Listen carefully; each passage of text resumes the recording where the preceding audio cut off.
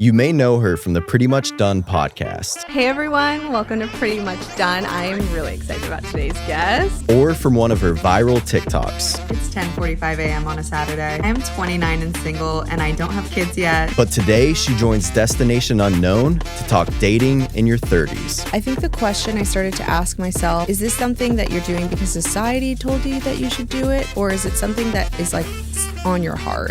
So please welcome Julia Mazur. So I thought an interesting place to start would be how you dated in your early 20s versus how you dated or how you date now. Yeah. Like, how has that changed? Extreme. It changed a lot. It's changed a lot. So in my early 20s, I dated to find a husband in marriage because I grew up in a Russian Jewish household where my mom was like, I want you girls to get married and have kids. I'm so glad that I had you guys young because we're so close. And that's kind of the meaning of life, is like family and having this life.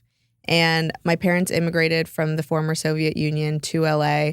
I grew up with a lot of Russian Jews whose parents did the same. And so in my like ether were all these people coupling up. My sister got married at 25 and I was like, gotta do it too. Yeah. And so I had a boyfriend in high school. We did it for 4 years.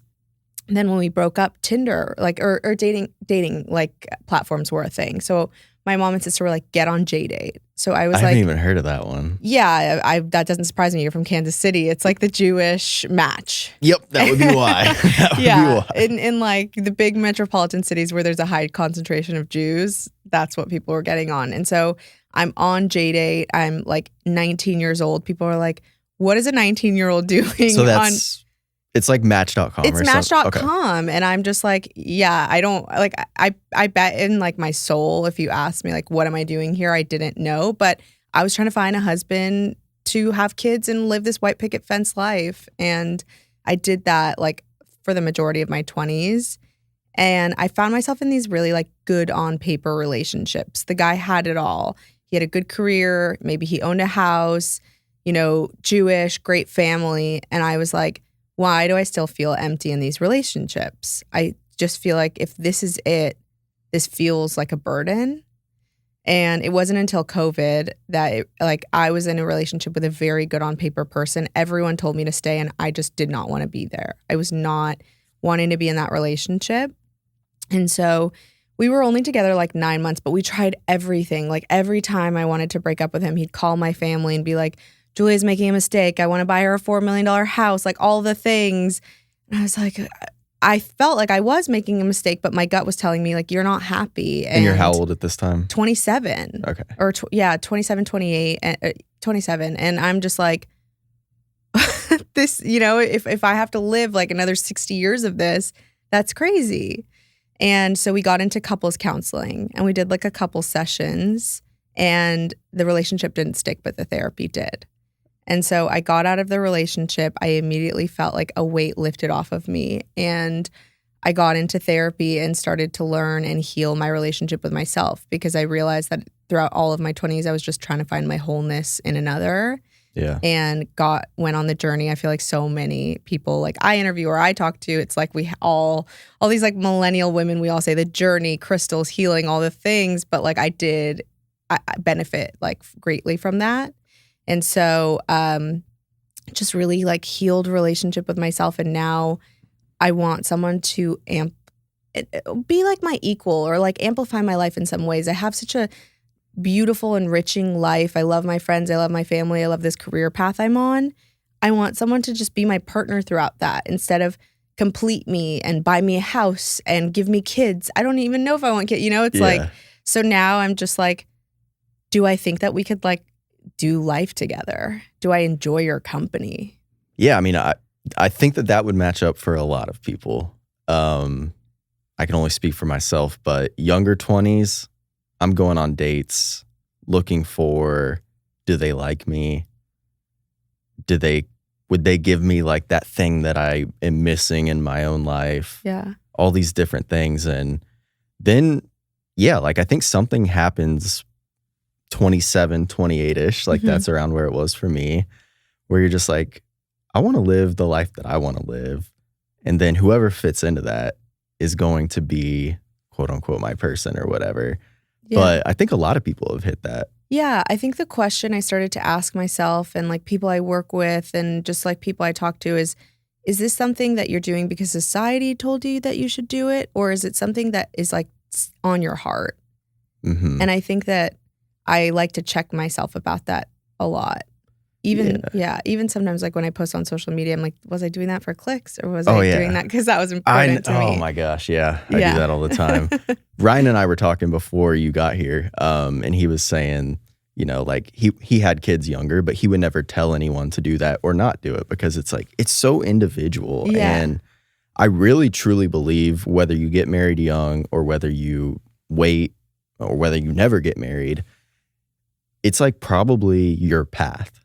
Because if you're kind of working, like you said, you know, if you're working on yourself and you're doing all of that, because that means you just like haven't found, if you don't find your person, like that's probably means you're still on your mission. At least I'm a big like universe guy. Me too, 100%. No, I think so. And like, I know that I've become like delusionally optimistic, and it's hard sometimes when you're on the single journey because it can get lonely. But I'm like, if I haven't met him, that means the universe either A, thinks the timing isn't right, or B, it's something better. Like it can only be better is what I think.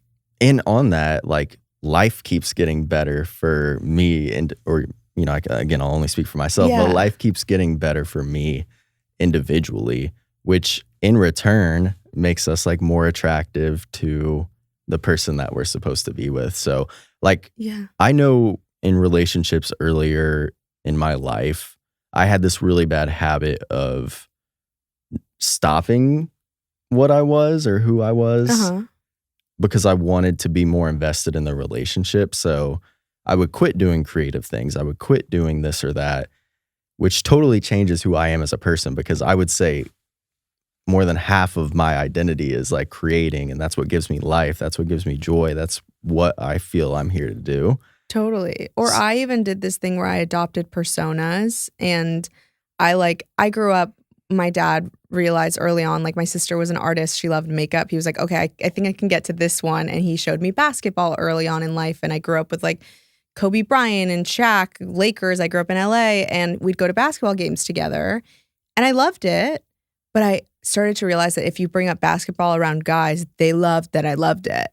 And I was like playing into that. And I became the girl who was like going to the sports bar, watching basketball. And I almost like, it's like I've rebelled so much that I don't even know the starting lineup for the Lakers, which is crazy because that's just like normal information to know. And now I'm just like, I don't want to be a pick-me anymore. It was like exhausting to do that. It's like a low confidence move in a way. 100%. It's like, okay, how, and again, going back to what I said earlier, that's how I would date. It's like the date for me was, how can I make you like me? Totally. It wasn't, do I like you? And when you are dating from that perspective, you are attracting a similar vibe, or someone who can pick up on the fact that they can manipulate the fact that you're low confidence. So either way, it's like a low vibrational person. And I realized that the more sure I am of myself and the more confident I am, like I am now a 31-year-old woman. I just turned 31. 31-year-old woman who posts about dating on the internet. I watch reality TV. I am like basic. I like my matcha. I like my almond milk lattes, like all the things. And that's totally okay. Sometimes I wish I was like cool rocker girl with tattoos, whatever. Like that's awesome. But I'm just not that girl. And the more that I've like stood in that, the more I've attracted like high vibrational people. Yeah. No, I like that. And there's phases to life too, right? Like that's the beauty of it. Like that is 100% the beauty of it is, especially when you're single, like you can, like I want to talk about that too, the pros and cons of being single at our age. I'm 31 as well, but I feel super mobile. I feel super flexible. Like I moved to Austin on a whim. I think you moved to Austin. Who hasn't moved to Austin on a whim? But I do feel like I have a lot of flexibility in my life to do what I want, which is hard. I mean, I do want kids at some point. Yeah. But that doesn't mean I have to have kids now or a partner now. Totally. I guess you're catching me in this phase of my life where I question if it's a millennial trope of like us being constantly dissatisfied and needing to make these moves because we're searching for more, and it's like this bottomless pit of searching. And my cousin told me this quote. It's like a Ralph Waldo Emerson quote, I think, but it's like, wherever you go, there you are. Mhm. And I think about it a lot. And I it's like, so that's one thing. But then also, do I value the ability to get to pave my own way and my own life? Like, yes, on my heart, I just knew that I was living the same day over and over again in LA. I had hardly ever left. I'm from LA. I was just like on this hamster wheel working in corporate. I knew that I wanted to like do something purpose driven. I was dating someone. I went through a breakup. A couple days later, I was on Zillow looking at short-term rentals and found one, wrote to them, said like, hey, is there any flexibility on the price? I'm going to be the best tenant ever. I own my place in LA. Like, you're going to be so happy that I move in your place. In Austin. Yes. Okay. And when I told them, I was like, I own my place in LA and I'm a great tenant. And they were like, hey, there is not flexibility on the price, but we listed our place because we want to move to LA. Where in LA do you live? And they were only looking in my area, in my neighborhood in LA. And so I just like, I put this signal to the universe of like, I'm not happy in LA. Break up with someone. Couple days later, I'm on Zillow. I'm like, well, I'm moving to Austin. Did you swap houses? Yes. No way. Yes. It was almost like it was too good. Like, it couldn't not happen. I mean, there was the one caveat, and I didn't see it coming. I worked for a company that had a work from anywhere policy. I'm moving forward, and I'm like, well, I should tell HR just so that they're aware I'm moving. And you can get that tax cut. I thought, yeah, well, I wasn't even I was literally like just happiness. I was like, self-happiness, whatever, moving forward. And they were like, oh, our policy just changed. What? And I had already signed my lease. And this is at Tinder? Or Spotify. no? I was at Spotify. Okay. Yeah. And so I'm like, you're saying you want to live a purpose-driven life. You're saying you want to be happy. You're not happy doing what you're currently doing. What, you want to live this day over and over again, or do you want to take some risks? And I was like, I have some savings. I feel like I literally went to like a coffee shop that day and I was like, I'm going to build out a coaching program. I'm going to start taking on clients. How can I start reaching out to brands to start partnering with them? My following kind of had gotten up at that point. And I was like, I got to do it. When else am I going to be able to do it if not now? I don't have children. I don't have a husband. You could. And I can. Yeah, I can. Although I don't know about you, but like the trust that it's going to happen is like my theme for this year is trust. I've been trusting to a fault. I've always been that way. What's your sign? Sagittarius. I don't know much about Sag. We're reckless. Okay. But yeah, I've always been like trusting in the universe to a fault, where if I have an idea, it's just like I'm gone. Does that work for you? It depends what you mean by work for me. I mean, in my early 20s, financially and stuff, I was not doing well, but I was following my gut. Mm-hmm. And it's tough to say not working because I was still creating, I was still podcasting, I was still doing all of that. Like, I've been doing this for a long time. Cool. And it's like, could I be here today if I didn't put in all the early work? So it's like, did it work? I don't know. Yeah. But it worked out how it was supposed to. You know it. Yeah. Yeah. And I wouldn't change anything because I love those experiences. I love knowing what it's like to be a paycheck to paycheck person. And then you appreciate stability way more once you get it. And totally. It's just like, you can be sitting in your house like, damn, this is cool. I'm going the opposite, where I was like set up in corporate. I worked in tech for 8 years. Tech salaries are amazing. And now I am paycheck to paycheck and I'm having to relinquish control. My ego is like taking a hit. And I'm trying not to perpetuate this feeling of I am this lost soul, because I think the truth is I'm finding myself. Do you feel that way? I think that in the culture and society that I grew up in, it appears that way for a lot of people. So you have like these core childhood like templates. Beliefs. Yeah. The template of like the Jewish person, and I'm sure this is multicultural, I'm sure this is even societal. It's be successful, be a doctor or a lawyer, have a nice Jewish husband, have 2 to 3 nice Jewish kids, live in a nice house, drive a nice car. Yeah. And don't move to Texas.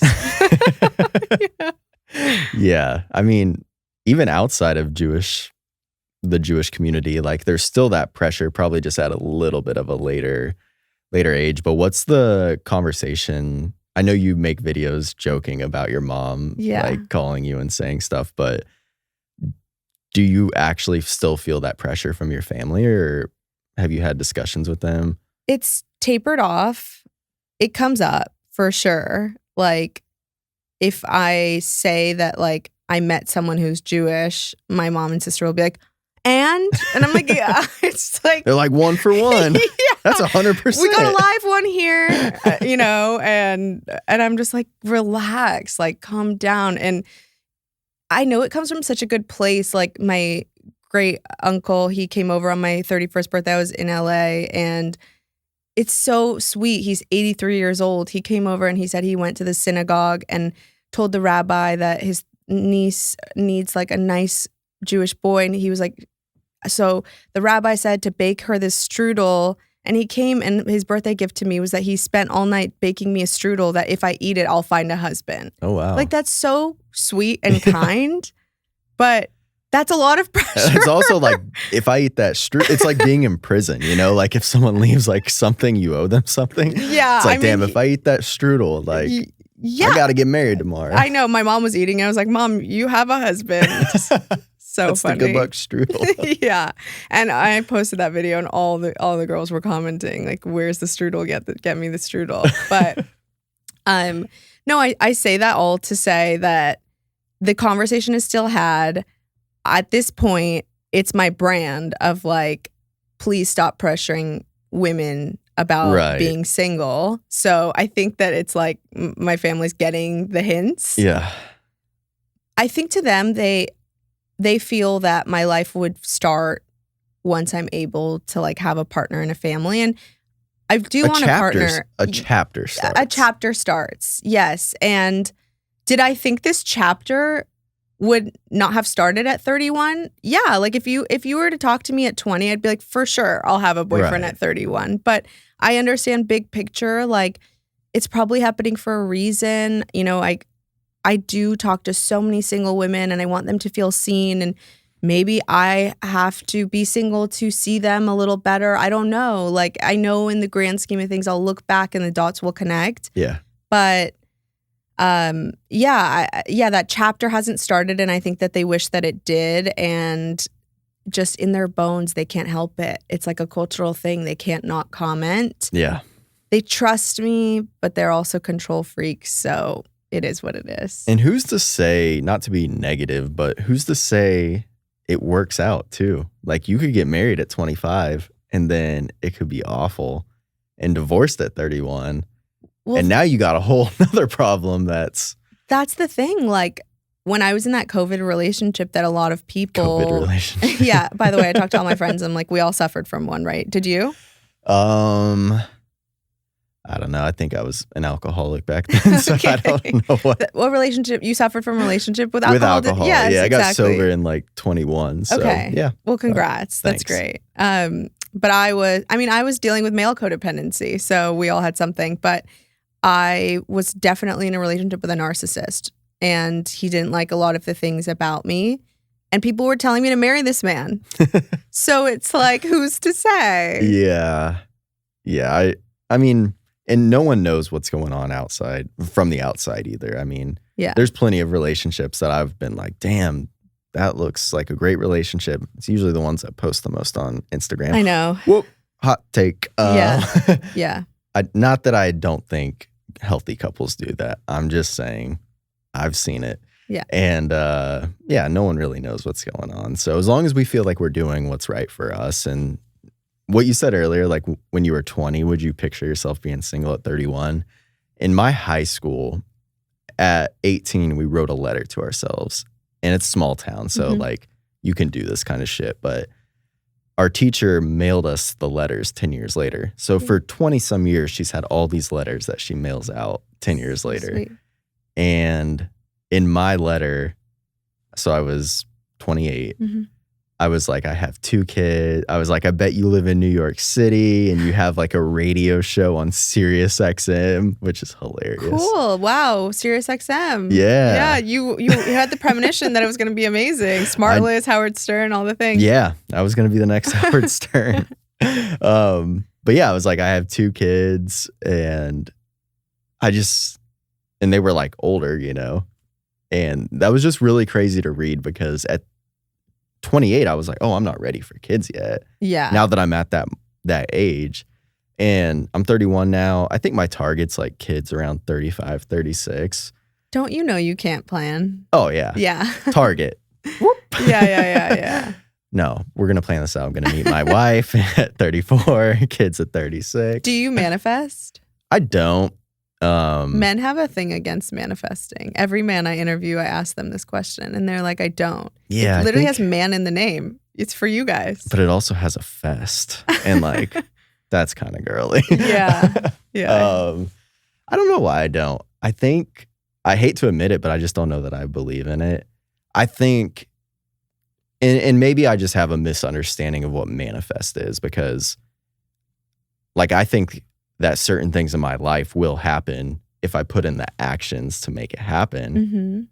But that feels to me more like blind faith. But maybe my blind faith definition would be your manifest. I think it's like all, definition. I like to throw it all, right? So like I have the faith, I do my like visualization meditations, and then can't hurt to have a little template or outline of like the things that I want to manifest. Nick's a big manifester. Yeah, that's great. He like gets real into it. Like he'll picture his kids, like he'll picture himself walking down the stairs and his kids like running and hugging him. That's so sweet. So he's very much into it. I interviewed this woman, Amy Nobile, and she's a dating coach, and she started because she got divorced, and then she went on the apps and realized what it was like to be like in your 40s on the apps in New York. And she realized it's so much about your mindset. And so she got very delusionally optimistic about all of it. And she said that she went to CVS and got like a wedding card and wrote a wedding card to her future husband. Whoa. And she just got married and gave it to him. Whoa. Mm-hmm. I hope she wasn't like too detailed about what he's like. I mean, she said it was all the things. No kidding. Yeah. She said it was like exactly what she wanted to say to him on their wedding day. That's crazy. Yeah. And how many years in between? I feel like a couple. I don't remember exactly, but not long. Yeah. What are you on the apps? Not right now. Let's talk some shit. Sure. I'll never talk shit about the apps. No, I just mean talk shop. That's a lie. That's a lie. I probably have made fun of them so much and talked about how like the apps are the bane of my existence and I'm in the trenches, whatever. Oh yeah, I've been in the trenches for years. Yeah. I'll never say the apps are not the right solution for people because I do think, and I'm taking this from this woman, Damona Hoffman, who says like the dating apps are a tool in your tool belt. Yes. And I worked at Tinder for 6 years. People always ask me, what's it like being behind the scenes? What's the secret sauce? Whatever. Yes, Tinder, there are product managers who literally think about monetizing the platform. Every business needs to monetize. Yeah, that's a business. Yeah, it's a business. That's just how it goes. But there are also product managers who are like, how do we help people date? Mm-hmm. So I think that unfortunately, it's like when the two coexist, I guess there's nuance. I don't think that the apps are bad. I think it's just created an environment in which we've become like numb to dating. That's my problem with them. Yeah. I've been like an experience I've had where I've done it and then the person I'm dating has done it is it's like you get 3 or 4 dates deep. Mm-hmm. Cool. Like I'm vibing. It's cool. But then you could get like a match from someone that you're like, dang, like, that's my dream. And you've never even met him. Yeah. Like, that's my dream woman right there. Yeah. And then you could just like steer off. It's like this endless supply of people. Yes. That's really changed how the human brain works when it comes to dating, I think, especially when you think about where I come from. Like the town I went to school in was 1,000 people. The big town beside it was 30,000 people. So that's a pretty limited pool because 70% of them are older. Yeah. So I think there you find someone and it's like, cool, we're going to make this work. Yeah. Or not. Yeah. But that's kind of the thought process. Yeah. Whereas the apps is the exact opposite. Totally. Which is like beautiful in some ways, because if you think about the pandemic, for example, and people couldn't communicate with one another, Yeah. like I remember Tinder as a company allowed people to passport for free into different countries and talk to other people. Like, it's nice to feel like maybe you thought at one point, my wife is going to be from the place I grew up in. And then all of a sudden you're like, ooh, I could marry someone French one day because I'm traveling in France and I get on the apps. You know, that's a wonderful thing. But the analysis paralysis of there's something better around the corner. I've never thought about it that way. It is a version of analysis paralysis. It's detrimental. It's like you're not present. And I think that like just if you think about mindfulness and like all these practices of meditation, mindfulness, like in order to like be a good human, like mindfulness is so important. Yeah. And when you're dating and you're not dating mindfully because you think there's just something around the corner, it's not going to be like a healthy environment. It's adding to like a toxic environment. Yeah, you do kind of. So like one thing that I think about a lot is people will date and be like, I'll know when I'll find the one, or like it's kind of a very, which I get it because I used to date that way. It's like, I'll feel it. I'll feel it, bro. Yeah. Or in a girl voice. No, guys always say that. Girls are more willing. The thing about girls is I'm going to generalize. It's fine. I generalize all the time. It's not great, but I do it. Girls are more willing to give someone a chance if they're not if they're not attracted right away. I would agree with that. I think on the generally speaking, girls will do that and guys will be like, no. I do agree with that.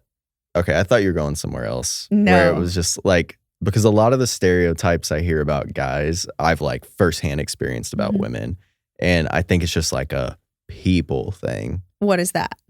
What is what? What are those things that you... So like the ghosting thing, the being a player thing, like all like everything that they're like, oh, like men do this or men do that.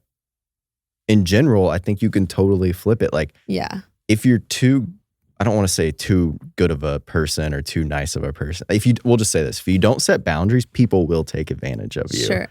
And I don't think it matters if they're a man or a woman. Yeah. If they have any like side of that in them, I think it will happen. Yeah. No, I can agree with that. But I think the only way that you can control that not getting to you is like having a very strong sense of self-worth. So it's like knowing who you are when that happens. Because I'm sure that's happened to me before where I've gone on 3 or 4 dates with someone and maybe there isn't that romantic chemistry I'm looking for and I start pulling away a little bit because I don't know how to maneuver it. Yeah. And I think that the worst thing a guy can do in that situation is just like text me and call me, you know. Right.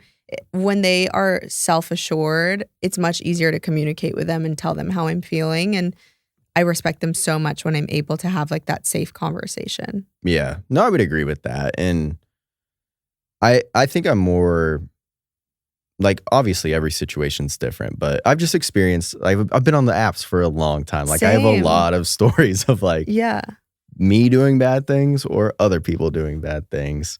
Do you think you still do bad things or has that changed with age?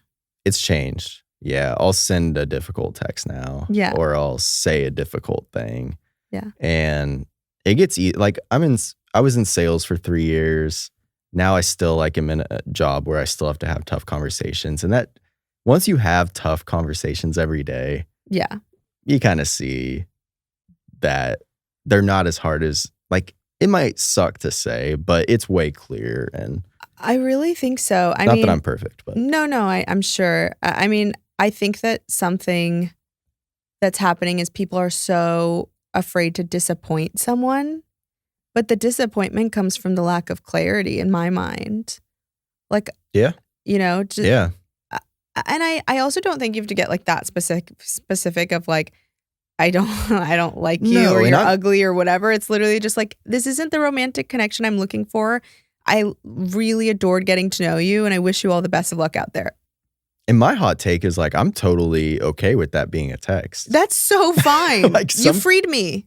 Yeah, like some people are like, you got to do it in person. I'm like, do you really want to put someone on the spot? Like I personally. Who says that? Oh, a lot of people say that. That's a waste of both people's time. Yeah, like let's go grab coffee and then have this awkward conversation, and then at the very end, I'm gonna hit you with that. Like that's horrible advice. Yeah, I mean it's pretty it's pretty old school. Maybe it's a Midwest thing. That could be maybe. But yeah, like a lot of people say you should do that stuff in person, but unless it's like a real relationship, I don't see any need to do that because. If it were happening to me, I wouldn't want to be on the spot in person because it's like, well, now what? Like, yeah, I would even say, even if it's a relationship, maybe this is a hot take, like a phone call's fine. You want to make someone dry. I mean, I don't know. It's like that break. Like, I remember I was my Midwest is kicking in right now. No, I get it. I just remember like my therapist, when I've like tried to break up with someone, she's like, take them to a neutral spot. And then you're like outside of like some random school sitting on a park bench and you're just like, this is so awkward. Classic Creekwood Elementary breakup. Yeah. Every time you drive by that school. Yeah. My last relationship, we broke up we went on a drive and we broke up in a parking lot of a liquor store. Yeah. I had a fire bar. I was like, well, because this is when I was sober. I was like, at least you drove me to the liquor store. Like, that's funny. And then Post Malone came on with I Fall Apart, that like breakup song. And now you don't want to listen to that song. Like, this is fucking crazy. Like this is out of a movie. Yeah. Like I'm in the liquor store parking lot. Post Malone I Fall Apart is playing. Yeah. Damn. Breakups are hard. They can be hard. Do you stay friends with your exes? Nah. Do you? I think like friendly, where I prefer, I don't like to say that they're bad. I don't think that. I mean, if they are bad, like. Even if they are like that, I've never been cheated on, so I don't know. But I just like, I'm like, we spent a good amount of time together. At one point, we were each other's closest confidants. Yeah. You're a lovely chapter in my life. I'm grateful for you. And I know you're not my person, and I move on, and I'm grateful for the experience. Like that depends, I guess, how the breakup goes, right? Sure. Because like, I mean, I'm not gonna go like posting on Facebook or Instagram. Like, I would never do that. But I mean, if someone cheats on me, I'm like not gonna be like, no, they're a great person. Yeah. Like So that would be the difference. I just haven't been cheated on. Yeah. But like my last ex, we didn't. It was like a clean break. Yeah. But so like but we still like not on Instagram. We're not connected on social medias or anything. For me, that's just easier. I unfollow every time. Yeah. Even like honestly, I have some people who still follow me, and I'm like, do I remove them? I don't know, but I unfollow because I just don't want to play the comparison game. And and when you see their story pop up, it's kind of crazy that we have these conversations because like 20 years ago, this wasn't even a thing, but it is real. I mean, if you break up, you're pretty heartbroken, and then you see that Instagram, it's like an instant gut feeling. Yeah. Instant vibration low, like your vibration lowers. Yes. I had that recently. Like someone that is friends with my ex I still follow, and he reposted my ex's story tagging his new girlfriend. Oh, yeah. And it's just that pit. It's just that pit where you're just like... It's tough to see. Okay. You know, it's the first one's jolting, and then you just like, you know... It can be years. Yeah. And you still kind of get that like, oh, damn. Yeah. And that's kind of a confidence thing as well, I think, because it's like, damn, they found someone and I didn't, or I'll do that. I'll definitely compare. And then that's what, like, I think a lot of people think that you go to therapy to get advice or to get scrutinized or whatever. Mm-hmm. Therapy is for awareness. Yeah. It's really all it is them helping you become aware of your thoughts and your actions. Mm-hmm. So when something like that pops up now, it's like, I still feel it. It's not like you feel it less. Yeah. But you just realize like, oh, I'm feeling this because of this, because of this. And they give you tools for how to cope. And so then your reaction is less. Like, I think that the old me in my 20s who like was so not sure of herself would have spiraled for weeks, or maybe even texted and been like, have you moved on or whatever? And whereas like this, like, I'm going to fight for you. Yeah. That used to be like romanticized in movies. Fighting for you. I think that's like maybe for men. Men are supposed to fight for the women. Right. Women. Silly. But it's also like, damn, that's kind of a lack of respect for yourself. If Totally. You're going to, especially in the movies, you know, like a classic example would be there's the couple, they break up.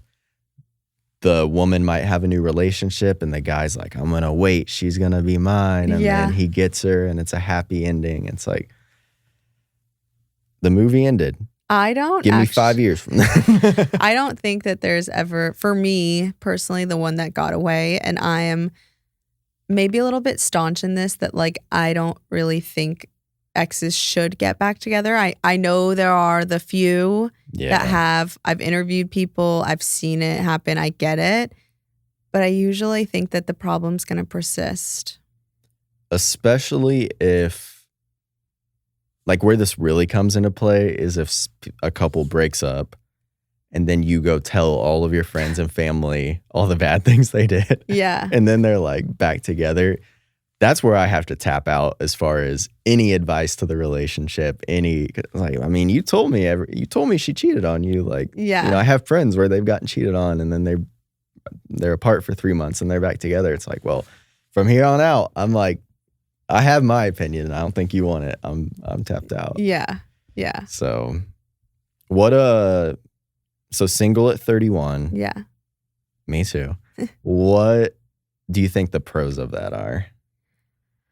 I think that for me right now, I get the opportunity to be really selfish with my time. I'm so selfish with my time, and like maybe selfish has a negative connotation, but in this regard, like I get to be. And so I can do a lot of things on a whim, and I can focus on my career and, you know, travel where I want to go. I think that that's amazing. Yeah. I've also like really bolstered this relationship with myself. So I've started to date myself a lot. I was going to ask you about that. If you date yourself, what does dating yourself look like? It's funny. I was recently at like a coffee shop talking to this guy, and I was like, oh, I go on solo dates there. And he's like, what's a solo date? And I was like, oh, like I go take myself to like a nice dinner. I get myself a glass of wine. I dress up. He's like, so you eat alone? And I'm like, yeah. And honestly, I used to kind of be like embarrassed or ashamed of it. And I don't have that anymore. I don't have shame around that. And I think that putting myself in these situations where I'm like, okay, like you're going to go and you're going to talk to someone, or you're going to have a conversation with like the person who's serving you or the bartender or whatever. You're just going to be open. Even right now, because I'm not relying on the apps. Like the other day I was at Barton and I was like, I'm going to say something to these people. They were all talking about Israel. And like, I was like, I'm put in this position. I should just talk to them. Mm-hmm. And we ended up striking conversation, exchanging numbers. Like they invited me. It's like the high holidays this week. They're like, come. It's just so nice. Like not relying on your phone to have human interactions has given me so much confidence. And I know that's like a silly problem, but it's like a very this decade problem. Yeah. We've stopped relying on human connection, and because you can get artificial connection, which is dangerous. It's like a slot machine. Yeah. Or you could be chatting, texting with 3 different people that you haven't met yet, but you met them on the apps, and that feels like connection. It feels like you're talking to 3 women or 3 men. These people are strangers. Even if you've gone on 2 to 3 dates with someone, they're a stranger. You don't know them, you know? But you're giving them so much. You're telling them so much. You're like, when I was 4 years old, I fell on my bicycle. You know, you're just like telling them all your deep secret. I don't know. It's silly. But yeah, I do these solo dates, and actually one thing that I've been wanting to do and I'm scared to do, but I'm finally doing this weekend, is I've never been to a concert alone. And my friend was selling tickets to Jungle, and they're my favorite band right now.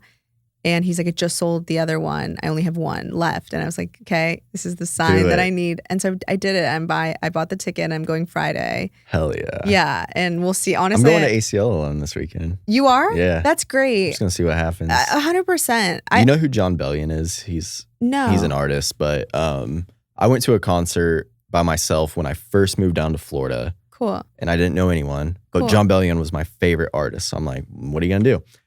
I was overwhelmed with how many groups I had to bounce around. Really? Because before the show, I'm just talking to people. We're bonding over this artist. Yeah. Then I'm like, cool, like, nice meeting you. I'm going to go bounce. And they're like, come find us during the show. So I have like these 5 groups of people.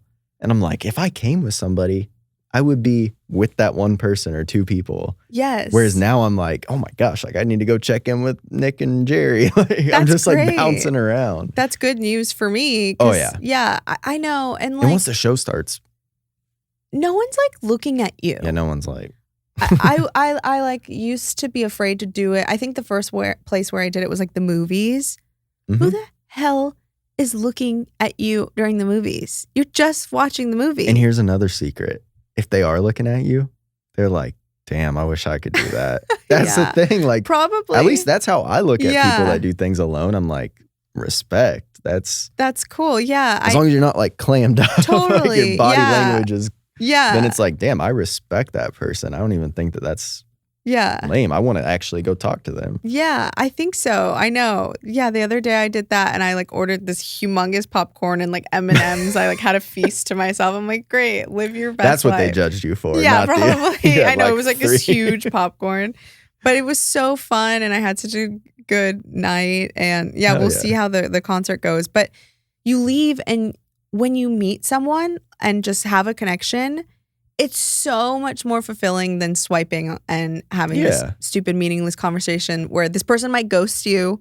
You know, you might Yep. meet them in person and hate them. The thought of being like, I believe so much in myself that I can attract this positive energy.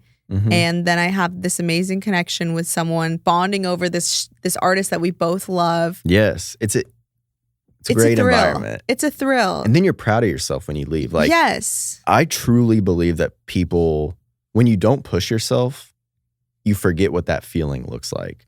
But when you go out into the world and you do something that's scary, Yeah. even like the dating event that you hosted Friday, right? Yeah. It's like there is a little, Fear. I mean, you did it great to where there's like way less pressure than speed dating or Yeah. whatever. But it's still like, damn, I am stepping into this room where there is like a vibe of kind of pressure. 100%. And then when you leave, you're like, hell yeah, like I did that. Yeah. And, you know, I lucked out. I didn't know Nick was going originally, but like I came with Nick and then one of my coworkers was there. So like Cool. I kind of had like a home base. But you said it without hesitation. And so I think that for that, Yeah. you got rewarded. Like, Exactly. you, without hesitation, I texted you. I was like, come to this. You're like, okay, great. And I will say that, like, at this point in my life, I meet more people like you than not because I'm on that path. Yeah. The universe is sense. not putting people on my path who are like, And when you're at those events, you meet those people. yes. And it's like, yeah, if you go to certain events, you're going to meet certain people. Well, probably not because they probably won't even make it to the event. But yes, you exactly. get what I'm saying, No, like- exactly. And I think that when you believe in yourself and you're on this path, like, you're no longer having these conversations of like, ew, did you see so-and-so's starting a podcast? Or Yeah. like, ew, this or ew, that. I'm not meeting the ill people. I'm meeting the people who are like, yep, I just moved to Austin by myself. Yep. I went to a concert by myself doing, it's like, so step into the person that you want to be because you're going to attract the same people. And I'd say my circle is very much that way. Like the people that I Yeah. talk to every day, Yeah. we push each other to be those people. Like, go to that event or we're going to roast the shit out of you because you said, oh, this looks cool. And then you didn't go. Like, yeah. you need those people around you so that it does feel normal. Because I don't know, it was probably normal in the 90s. And then technology came into play and it's not normal to go do things by yourself or go somewhere. People used to fucking like just go places. Like my uncle, he's older, he's like 70. He would always be like, when I was in college, he's like, well, why aren't you just going? Have you met your neighbors yet? Mhm. Why haven't you gone and introduce yourself to your neighbors? Like, Yeah. are you going to this place? Well, all the cute girls are at the coffee. And it's just like, that's not the norm at all anymore. If you were to like dream scenario meet someone, how would you meet them? Probably doing something health related, or I think an event would be cool. Yeah. Yeah.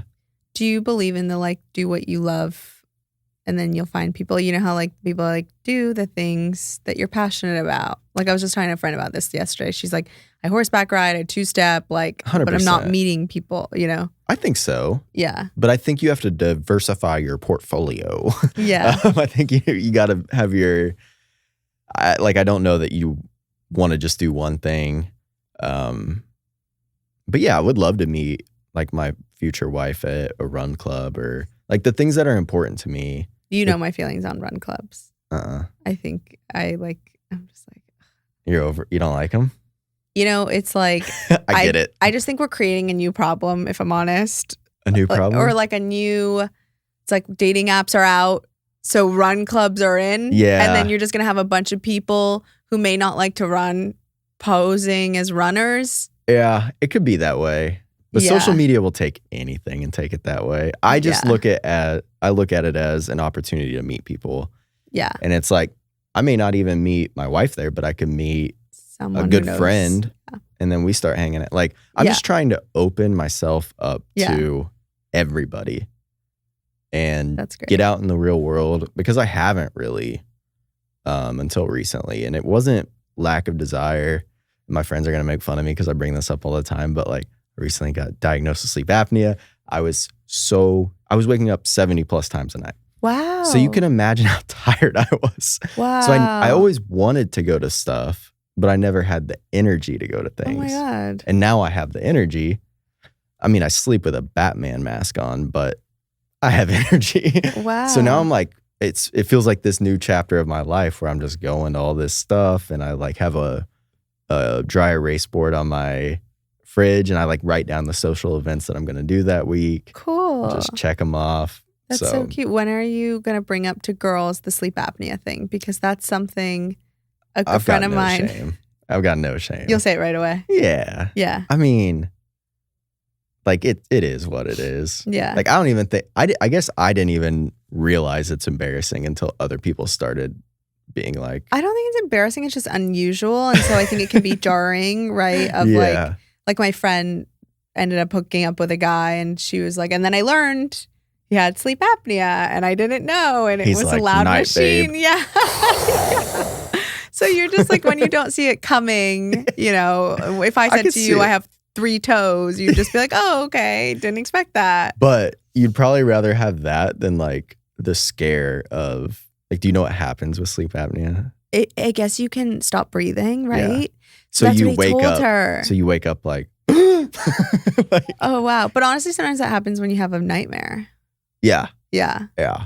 I like that. So I can imagine that wouldn't be super attractive 70 times a night. Just like, oh shit, I've stopped breathing. That's honestly, okay, so that's another pro about being single is I get to live in the way I want to live. So yeah, like, you get a sleep apnea mask it up. yeah, No I mean, for shame. me, we talked about this at my dating event. I like to snack in bed. Oh yeah. See, I'm And- team snack in bed too. Great. Yeah. And so I guess we find each other, all the snacker and bedders, but so many people think that's disgusting. And I'm like, I don't have to answer to anyone. Or even like right now, I think I'm just like not used to my bed here. And like, it's just like been a difference. And I think I take up more of the bed Yeah. than I'm used to. Or I have this habit of like, I'll leave socks on my couch because I'll like take I off. do that too. Yeah. I put them in or they'll get in the little Yeah. creases. And then I'm just like, oh my God, why didn't you take your socks upstairs? Yeah, I do that But too. I don't have anyone to see that. It's like Yeah. the secret single behavior. There was like a Sex in the City episode about it. Those are the things I do. And Yeah. obviously I want to be myself and I'm going to tell someone all of these things, but it's things that you're a little like ashamed of. You're like, oh, these are the little things I do. Sometimes there are popcorn kernels. So I was at the eating in bed table. Yeah. So to explain, Julia hosted a dating event. There was like, it was hot takes. And so my table was eating in bed. And they didn't like my hot take. I had 2 hot takes, actually. What was yours? And I get that it's not ideal. Like, I'm not saying this is ideal. Yeah. But I am saying It's the way we are. it happens. Yeah. So, like, first of all, I don't have white sheets. I also don't have navy blue sheets. Okay. Not plaid either. Like a light blue Okay. sheet. And I wash them every Sunday. pretty good start. So like cleanliness is not atrocious, but I'll eat popcorn in bed, and like I'm not against if I don't want to wake up or get up and like wash my hands. Like I'll do a little side of the bed, like wipe the fingers. That's so honest. Mask up. That's and so go to bed. honest. Oh my God, did they Like- die? Did the table die? No, they said it was gross, and I'm like, Yeah. this is a hot take. Like it's supposed to be a little crazy. Yeah. I also said that I kind of look forward to the seconds.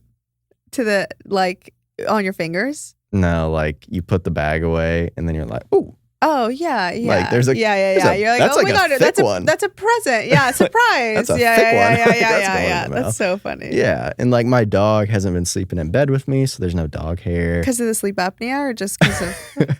No, but I do think he has sleep apnea too, actually, now that Okay. No, I know you weren't saying he did, but that reminded me he was last night. He had surgery, so he's been sleeping in the kennel. Okay. So I have a dog Okay. hair free bed right now. But So, not popcorn free. Not popcorn free. No. And then what was your second And I hot skipped take? this Sunday. I'm gonna be real honest with you. Wow. It was a busy weekend. Busy This feels weekend. like therapy. You're just unloading the secrets. Yeah, I think that's all my eating in Baggage. bed. Yeah.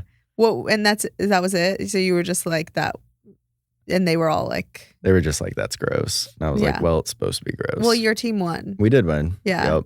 It only took her about 10 minutes to realize what a hot take was, but she came through in the end. Good. Yeah. So everyone knows the hot take was the only thing you should be eating in bed is me. Is me. That was Yep. crazy. That That was w- so good. That was a gold. Yeah, Yeah. we won that Good one. line. Can we talk about the Matt Walsh thing? Sure. Matt Walsh, right? Yeah. Okay. Yeah. So you made a video. How Mhm. was that? A couple years ago? It was 1 year ago. 1 year ago. Right before I moved. 1 year ago, and you were innocently describing your day. Mm-hmm. So you said, "Hey, I'm 29, and I woke up at 10 o'clock, and it was awesome. And I went to the grocery store and made a recipe and watched movies." Right? Mhm. Is there anything else? I said I went to the Beyonce concert last night. I was a little hungover. I decided I was going to watch reality TV, and I was going to make a dish called shakshuka that I had never made. Okay. Yeah. And superhero Matt Walsh chimes in. If you don't know Matt Walsh, who is Matt Walsh? He's a right-wing political commentator for the Daily Wire. I also said in the video, I said, this is my day on a Saturday. And when society tells me that I'm not where I'm supposed to be in life, I feel very privileged that this is how I get to spend my Saturday off from my job. Yeah. Okay. Pretty standard. People post worse things. Matt Walsh comes in with the retweet. Millions of followers, right? Like he's Yeah. a big guy. At the time, I had like 7,000 followers on TikTok. He had 2.1 or something. Okay. Yeah. So he chimes in and he's basically like, you describe it. What's he Yeah. say? He said that my life is meaningless and I'm too stupid to realize how meaningless my life is because it doesn't revolve around family Right. and it revolves around reality stars. And then he followed up with the fact that you don't contribute anything to society, Yeah, as if he knows you. totally. So one, just want to point out actually want to point out two things. One, that dude has bad hair. That's the first thing. Second, like, who gives a fuck? Like, why do you feel the need to say that? But yeah, it just blew my mind that he like said that. So just talk a little bit about that experience, because I know you got like Yeah. attacked by the gang. Yeah. So made the TikTok and immediately I'm getting messages of like, yes, thank you. I feel seen. This is how I spend my weekend too. Totally relate. Then maybe like 12 hours go by and I go on TikTok and there's just this barrage of hate. I describe it as it was as if thousands of people just broke into my 900 square foot apartment that I was living in at the time and were just like, you're awful, you're a whore, you should be sexually assaulted. The only way that you'd have kids if we like raped you, like you should not leave your house, you should die, all these things.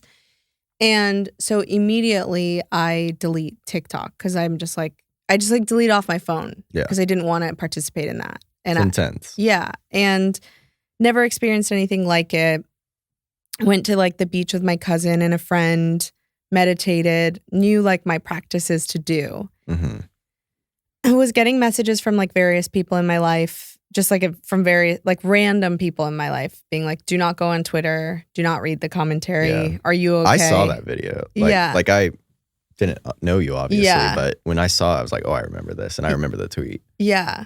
And I was just like, I have no idea what's going on. I feared for my safety because I own my place in LA. So your name. It's my name, my address, public knowledge. Slept with my alarm.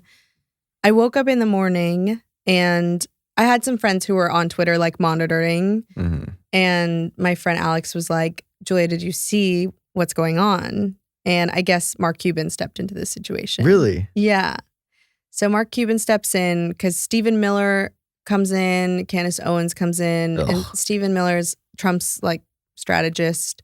And he says like, Mark, you're a smart man. What would you say to her about the way that she's living her life? And like Mark says, essentially, like when it comes to like how she's living her life, I wouldn't say anything because it's not my fucking business. He's the best. He's the best. I have like a scheme to get him on the podcast. You're getting on, Mark, but with him, I'm just like, I cannot wait to work with you one day. yes. Because we ended up like exchanging emails. I have a friend whose company he invested in. I got his email and I just wanted to thank him because once Mark Cuban stepped in, it was like all the people that all the people I intended to reach, all the people who resonate with my content found me. They were like, oh, this girl is just trying to show us that like life, this is what life looks like as a single woman in your late 20s, early 30s.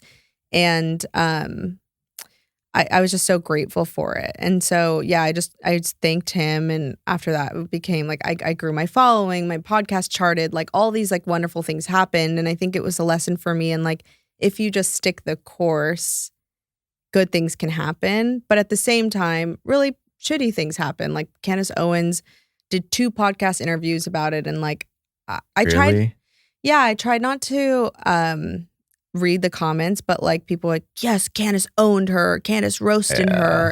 And so many people were like, because I said in the video, I said, you know, I didn't pay a babysitter to go to Beyonce last night and I didn't have to wake up because I compare my life to my sister's and my sister and I will talk. And by the time I wake up at like 9, she had done soccer practice, kid's birthday. And I'm just you like, weren't saying one was better than the other. No, You're I'm just saying I get to enjoy where I'm at. Yeah. And because some days I do want partnership and family, you know? For sure. So, like we all have those nights where we're like, wish I could like cuddle on the couch right now. Totally. But I'm like, here are the benefits. And like, I have to remind myself. And you asked me like, what are the benefits about being single? That's the practice that I did. And so many people thought I came out against mothers and was disparaging motherhood. And that wasn't it at all. I think what mothers do is amazing. I was just talking about my experience as a woman. And you know what's happening there, right? It's like triggering something. Totally. Like they're pissed that they've lived their life that way, or like those are the people that comment. It's not like the happy parents comment on that. They're not like, oh my God, I love my life, but fuck you. Like, those aren't the people. It's a projection, and people brought this to my attention, and it is so funny. Matt Walsh has 4 children and a wife who's a doctor. Instead of spending his weekend with his children and his wife, he was disparaging a 29-year-old woman. Which is like fucked up at all. Like, cause like what I was talking to my dad about this morning. Cause like I posted a recent podcast and it's got a decent amount of views like in the first 24 hours and it's getting hate like as they do on YouTube. And I was like, who do you think it is that's writing these comments? Like I've never had the thought of seeing a video I disagree with and being like, especially how they're just like, fuck, like I've got 2 fuck yous this morning. It's just like, and it was me and the guest, 2 fuck yous, but it's like, that's such an aggressive thing to say. Yeah. And I don't think that a lot of people realize until it happens to them that it does like hurt. Like it really does.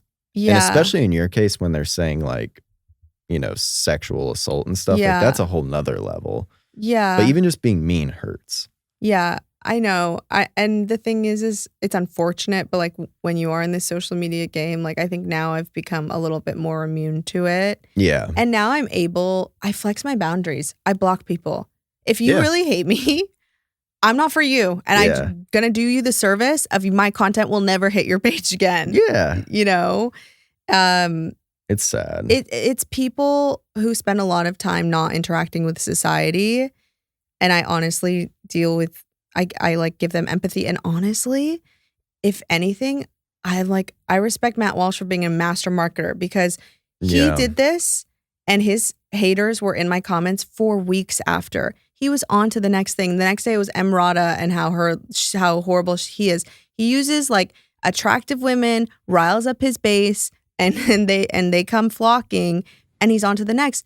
That I think he had like 40 million impressions from my tweet.